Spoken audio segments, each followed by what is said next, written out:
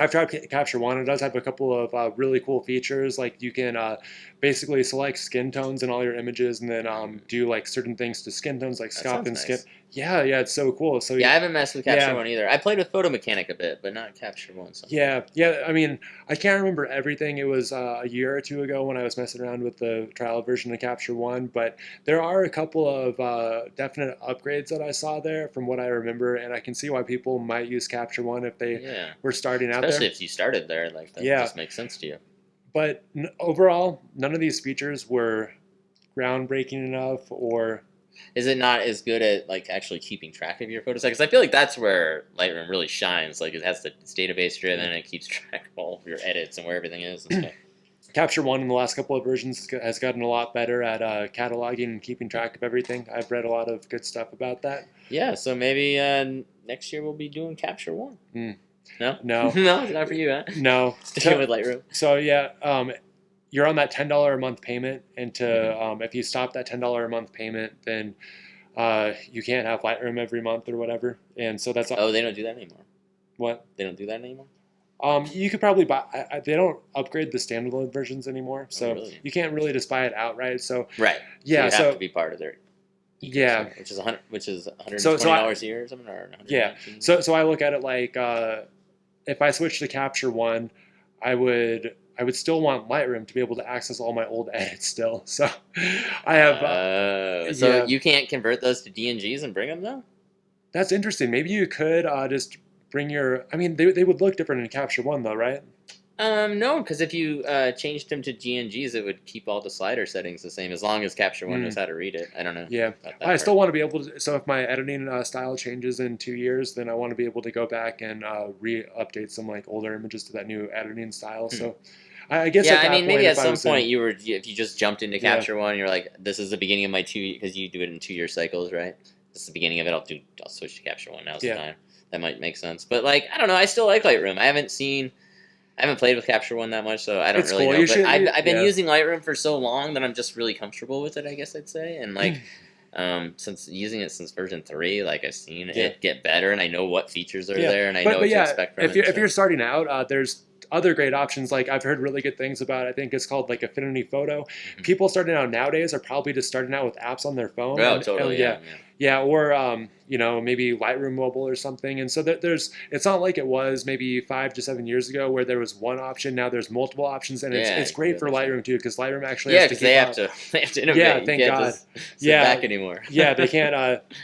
Like what have they done that has just made you mad? I think I'd say like the speed up until recently was a huge annoyance to Oh me. The man. speed of Lightroom. Well, yeah. Once they started getting the smart previews off the camera, off the files, like it was baked into the RAWs. I think that sped things up, at least from a Yeah, culling perspective and getting them in and looking on them faster. Like yeah. that part really helped. But like as normal photographers, though, I don't feel like that's as much of a bottleneck if you're just taking like 50 pictures or 100 pictures. Yeah, But there's because some years where we might shoot, or I might shoot 200,000 photos. yeah, on a there's busy year. definitely been years where I've shot 200,000 Yeah, plus pictures, and you're just like, whoa, man, yeah. this is so many But pictures. yeah, like overall, I haven't really seen anything else that is it would have to be 5 times better than Lightroom for me to switch my Mhm. whole like workflow. Yeah, and you're just gotten so accustomed to Lightroom and how it works and stuff. Yeah, It's just Lightroom right now it's is fast.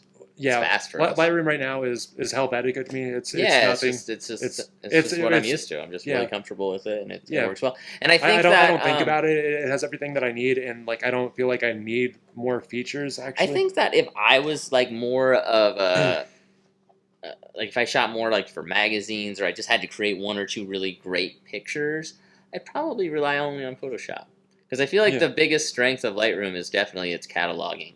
Like it doesn't have as much robust tools maybe as Photoshop, but I can apply a lot of edits to a lot of photos fast with Lightroom. And like when you're doing weddings and you have to do a lot of photos, you really need something that can keep up with a heavy workload. So I feel like Lightroom's been really good for that for me. yeah. But So like if yeah, I wasn't doing that kind of bulk, yeah. maybe I'd use Photoshop a lot. I mean, I still use Photoshop a lot, but I'd Yeah. probably use it even So more. yeah, if I had a job where it was required to retouch images, Yeah. Photoshop Yeah, is the one to go Photoshop's with. for sure. Yeah. But what are Yeah, if you just had a couple photos, yeah. like if your gig was just to deliver 2 or 3 amazing photos, you'd probably just rely on Photoshop. Maybe I'd probably do my initial edit in Lightroom Just still. to keep track of everything still and to have Mhm. it all. Well, like I feel like it's I like it better than Camera Raw. So like when I use Photoshop, Yeah, it me too. opens up Camera Raw, and I would basically do my Lightroom adjustments in Camera Raw. Right. So you still have to Yeah, tweak I the feel white like balance a Lightroom little. took a lot of what was in Bridge and Camera On, just became its own thing. Yeah, yeah, it's like it's very similar to the thing that opens when you try to open up whatever raw file in Yeah, Photoshop. So yeah, I would still use Lightroom probably. probably yeah. Yeah, but Yeah, I feel like one of the biggest benefits that I get from Lightroom is obviously its cataloging abilities, its way to keep track of a lot of changes on a lot of photos, and also it's not super fast and it's not perfect, but it doesn't cause me a lot of grief usually. It mostly works the way I expected, and like yeah, it's very reliable for a large scale kind of business photography, like where you're shooting a lot of photos every year, hundreds of thousands of pictures. yeah. When I look back at photographer or photographs that I just really admire from maybe 30 years ago, I don't feel like there's anything holding me back in Lightroom from making that photo. Yeah, If I was you like have you way was more tools yeah, than they have then in Lightroom. oh, Like, you know 100%. what I mean? And it's on Yeah, a computer you can just take everywhere. You don't need a whole separate room or something. yeah, Like it's really made it a lot more convenient for sure. If you're comparing it to like the hands-on film days, that was yeah, for sure. You very used to have different. to burn an image by like waving your hand over Yeah, it. right. Like you just is it 3 seconds or 8 seconds? I don't know. Yeah.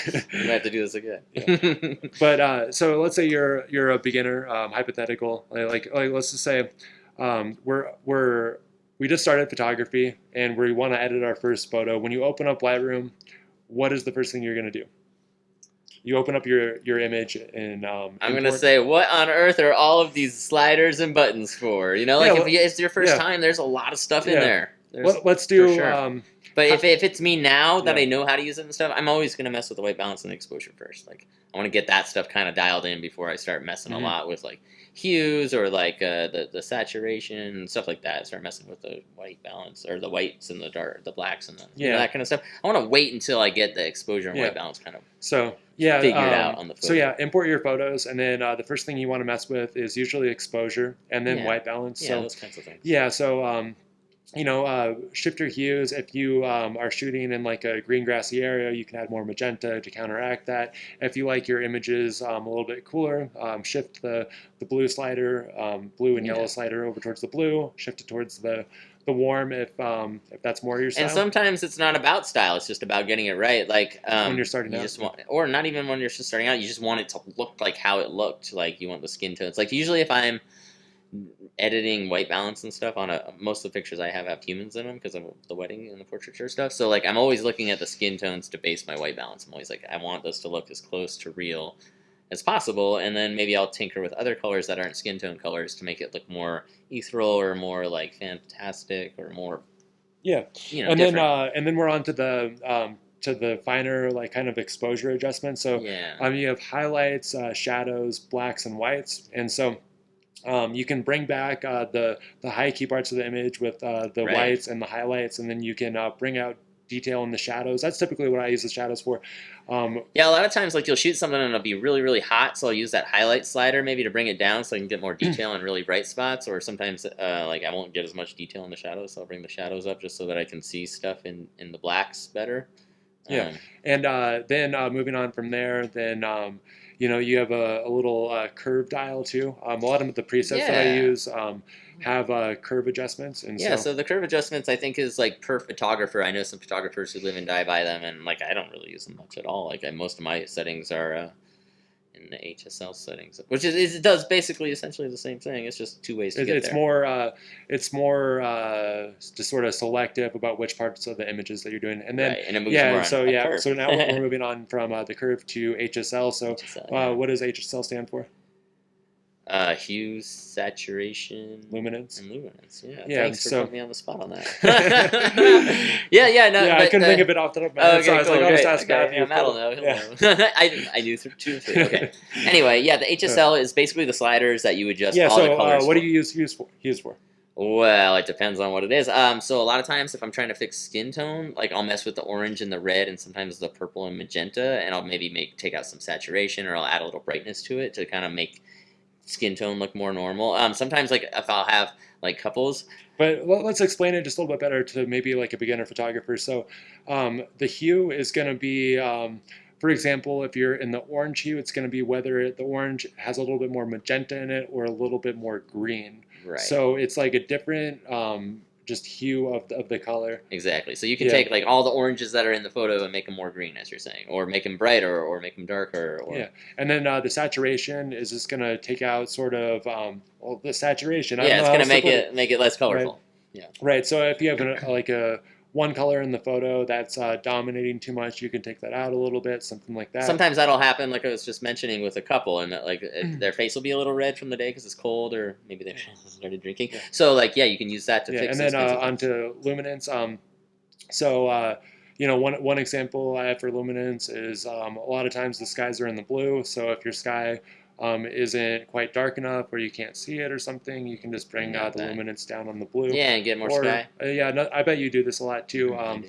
So if the couple's skin looks too dark or something, well, like if their skin is not contrasting right with the background and you want them to pop out more, you can bring the orange Yeah, slider bring the up a little. orange brightness up a Yeah. little. And it's important to mention that each of those things, the hue and the brightness and luminance, all those things can be changed per color. So there's like maybe 10 different colors in there that you can actually change the colors on. So this is one part of Lightroom that is annoying to me because you'll see a color on your picture, and then a lot of times you'll move it around, and so like you see like an obviously green tree, but it's in the yellow slider. Right. So that happens a lot to me with red and purple. Yeah, a lot of times in skin tones, like I'll be moving the red and it won't change anything. I'll be yeah. like, oh, I'll be shooting in a dark green forest, and then it's always in the yellow slider. So that's just something for anybody starting out to be aware of. So. Yeah, get in there and move those sliders around, see what they do, because you can make significant changes to how your photo looks in the HSL.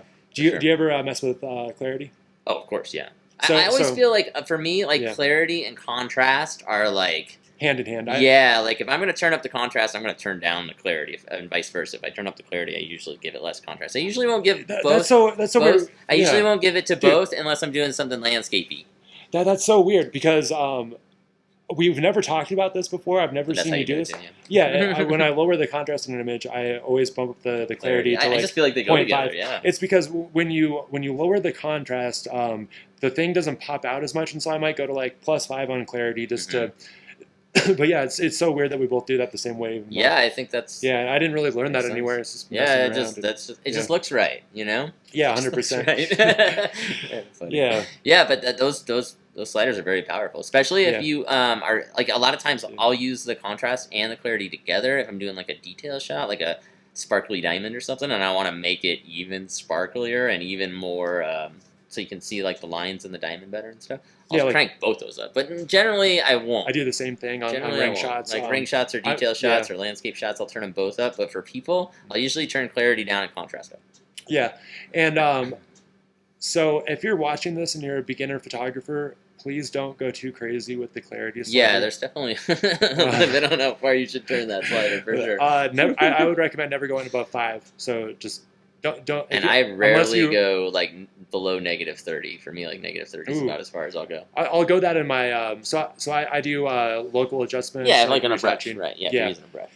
But yeah, I typically never bring the clarity like over 10 either direction. Typically, if it's going towards the clarity like plus direction, never over 5. But good rule of thumb: don't allow yourself to make the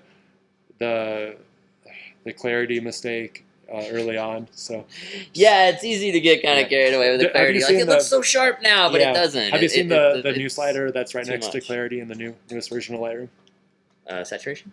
No, they added texture to it now. So there's texture. Yeah, it's supposed to be good for like hair, skin tones, maybe. Yeah. So I haven't really messed around with it too much. I feel like clarity is really all great. I need. And saturation is actually another one that I do actually adjust a bit if I'm not going to mess with HSL too much, because I feel like saturation and HSL are kind of tied together in a way too. Yeah. So HSL kind of goes hand in hand with saturation, and then what's the vibrance? No, not vibrance. The one that adjusts the orange. Do you know what I'm talking about? There's one slider that's like saturation, but it mostly takes out orange. It's vibrance. Okay, yeah, Yeah, yeah. So vibrance, saturation, contrast. yeah, yeah. If an image looks a little bit too orange, I'll go to vibrance. Sometimes I'll turn up the saturation a little and the vibrance a little, but never like over like maybe I'd say +5, +10. If I'm trying to get a Yeah, more colorful image, like I feel yeah, like that adds more yeah. color to it and makes it look less filmy and more digitally if I mess with those too much. 100%. If you Yeah. add too much saturation, it's kind of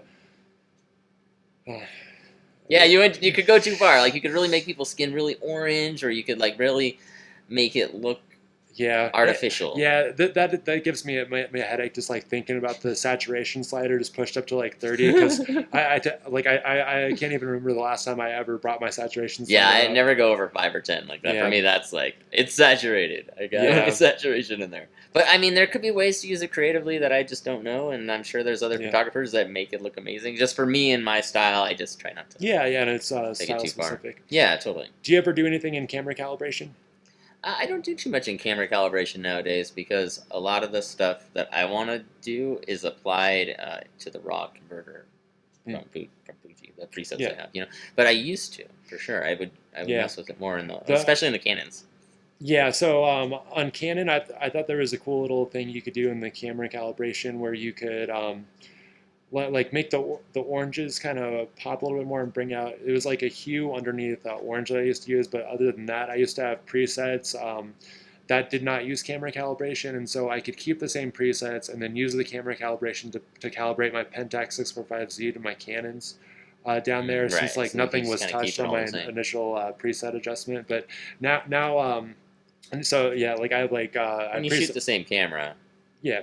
you And don't have then to now I mess with shoot it the as same much. camera, and my presets do a couple of things, and the camera calibration I leave it up to And that. that's something that's really important to talk about in post production that maybe you might not think of. But like what cameras you select really dictates a lot of what you do in post production. And if you have a lot of different cameras, you're going to be working harder in post production to make them look similar. But if you Yeah, have just the one camera that has the same sensor in all of them and you're just switching around lenses, yeah, you can get away with a lot more batching and quick work like that. So I think that's really important if you're going to do weddings, at least, is to think about how you can do things faster.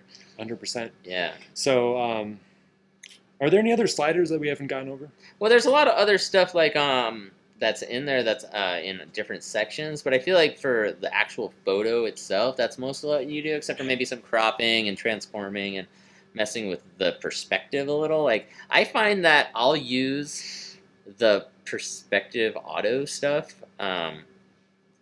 if I'm using a really wide angle lens. So I'll go down to transform and I'll just let it do its auto thing if I'm using a really wide lens. And I find a lot of times that fixes it, but not always. Sometimes like the it'll be too bulbous Yeah, and there'll be just I, like strange yeah. looking things that I need to tweak The with. transform box within Lightroom is the easiest way to get your photos looking amateur to like professional. Yeah, I you feel definitely like use that a lot, yeah, so especially with wide angle lenses. A lot, 100%. a So lot. you can straighten out all the lines, and I think it's usually so unless you're trying to convey a feeling through, a frame Yeah, being slightly a little bit crooked. Don't do this one. yeah. Don't get too Dutch about it. Just you can get a little bit artsy with it. But But also, like the other thing is like sometimes you want to use the round perspective in your composition, so you might not want to fix that. But a lot of times, I find I'm using wide angle lenses in the city with buildings, and transform is where it's at. Like it yeah, just fixes that stuff. and it's funny.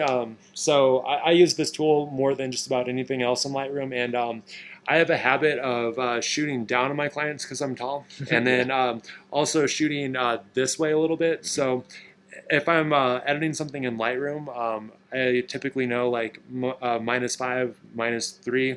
If something looks a little bit off, that's Mhm. usually what I did. So even if I'm out in the forest or something, it just kind of brings the perspective more to like a neutral perspective because I just have these habits that are in my photography. But Yeah, yeah, and we all just kind of have those, and you and I not even realize it. yeah, yeah.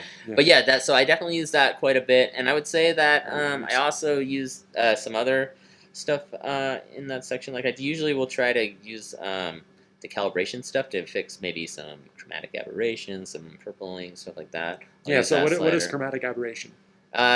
Chromatic aberration is like it's like it's like a remnant that's created by the glass so that makes like purple shadows around people, purple highlights around people's hair and stuff. Yeah, It usually I just happens when you're wanted to. shooting into like a really bright light at like Yeah, a pretty wide open aperture. Usually you got to be shooting like And I usually don't see it on most of my lenses past f4, but if I go wider than f4 Okay, and yeah. faster than f4, I get it. So yeah, if Depending on the if you're a lens. beginner and you see some purple around some trees in your image or something, go into the Yeah. chromatic aberration section of the Lightroom sliders, and then you can get I the think it's under the profile section. There. profile. Yeah. Oh, okay. And then you can just tweak Yeah. that part. I hope we're right there.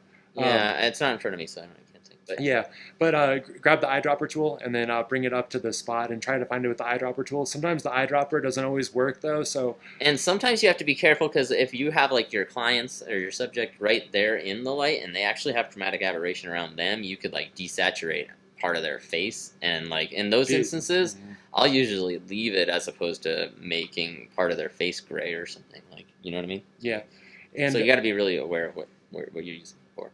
Yeah, 100%. But yeah, I mean, I remember when I was a beginner in photography and I saw chromatic aberration, I didn't know what it was. So yeah, if you see like a color around a specific part of the image, it could be that. And so Yeah, maybe it's just created by the lens. Yeah. Yeah, it's not something that you did. It's just happens sometimes. Yeah. And I think that some of the other parts that I really use in there are like generally I won't use as much of the spot removal tool. I feel like the spot removal tool, like most of the time I'll do that kind of stuff in Photoshop, but it's totally usable, but I'll usually use Photoshop for something like that. But I do use the graduated filters crazy. Well, let's explain. So instead of talking about what we do, let's explain like what these can be used for. So for anybody watching, so yeah, so the graduated filter will basically help you. Let's go. Okay, so spot removal. You can remove like a pimple from somebody's face, and then next to that we got the. You could use it for other things too. You don't just have to use it. Like there's a heal option, so you can use it to heal something. So if you had like a pimple, it would like diminish it, so to speak. But you could also use it as a clone. So if you were like trying to clone something out, like you could take out something that it wouldn't necessarily blend into the background. It would just clone from another spot. So there's a couple different ways you could use that tool. I generally think that's a fantastic tool to have. I just don't use it as much because I just like Photoshop. The graduated filter tool though is really helpful for bringing back skies and now creative effects. I think. Yeah. So you can basically just add a gradient to one part of the image, like the sky or something, and make it not look harsh. And Lightroom also added a functionality where you can select the luminance specific graduated filters and color specific. And I think there's one more. I can't. And they even have options on there where you can paint part of it out. So if you did like part of it like on the sky, but your couple was there, your subject was there, but you didn't want it on the subject, you could just paint that part out, and it would keep the rest, which is. Yeah, 100%. So yeah, you can brushing it out. That tool, that was the first one that they added. And now, if you're just trying to get a sky, you could just select the luminance or the color of the sky too. Yeah, I mean that's so and then helpful. You can copy and paste it to the next image. That saves a ton of time if you're trying to bring back sky in a lot of images. Or something. A lot of times, though, I use it for creative. Do you ever effects, use the radial filter? I don't really use that much. It's really similar to the graduated filter, but then it's just a circle, right? It's just a circle. Yeah, I don't know where I'd really use that. Yeah, I mean, I could see maybe you'd use it a lot if you did some product photography, maybe. Yeah. But yeah, for me, I've never found a use for it. Yeah, so if you're a beginner photographer, just stay away from that one. You're probably you might not ever use it. Like, I don't know, 10 years of this. I don't have much use for it. But, I definitely use the brush tool a lot. I would say the brush tool. There's nothing really like that I use in Photoshop that's like the brush tool. I feel like the brush tool really can get you far. Yeah. So we're at T-minus 2 minutes. I can think of maybe one or two things we didn't touch on. Camera or lens calibration. Is that what it's called? Yeah. Okay. Yeah. So I think that's where the chromatic aberration stuff is. Oh yeah, you're right. Yeah, it's in the manual version, and there's the sort of auto version, and so it's important to correct your lens. I've corrected every lens that I've shot. Yeah, you can get a lot of those fixes from the company. First hit the auto lens thing or whatever. Yeah, and it depends what kind of gear you're shooting with. If you're shooting with like some like third-party brand, they might not have it. Yeah. But you might be able to budget from another company. Like I used to use a Canon 35 for one of a different lens that I had that wasn't a Canon 35. And it looked great, Yeah. So yeah, you just kind of got to think about that. But that part's useful. Yeah, you definitely use that. Yeah, a lot. It helps out the quality of the lens. So it'll add basically it'll take away distortion and vignetting, Right. and one And cool it comes thing, from the company, so the company usually decides what changes I don't should want be to made. get so I will try not to get too off topic here because we're kind of doing like a car manual for Lightroom in a way. Yeah. But Capture One also they sharpen the image closer to the frame based on It the does that lens. algorithmically. Yeah, which is really cool. Which Lightroom hasn't added that yet. So That's cool. that's one. I mean, more things that they can just apply that make Yeah. our lives easier is Well, definitely yeah. helpful. So this was 27 or 28 minutes of Lightroom tutorials. Very boring, but Yeah, Lightroom's a but- necessary evil for Yeah. some of us. yeah. But this is basically the photographer's guide to Lightroom in a way. I guess Yeah, we in a just way. kind of Like made a a simple guide. The version. more we talked, the more I was like, oh, we need to make this for beginners. We need to explain everything. Yeah, I'm sure at some point we'll Yeah. make a very detailed version of But this. yeah, so this is probably the driest video you'll see for a while, but hopefully, like unless you like yeah, Lightroom. I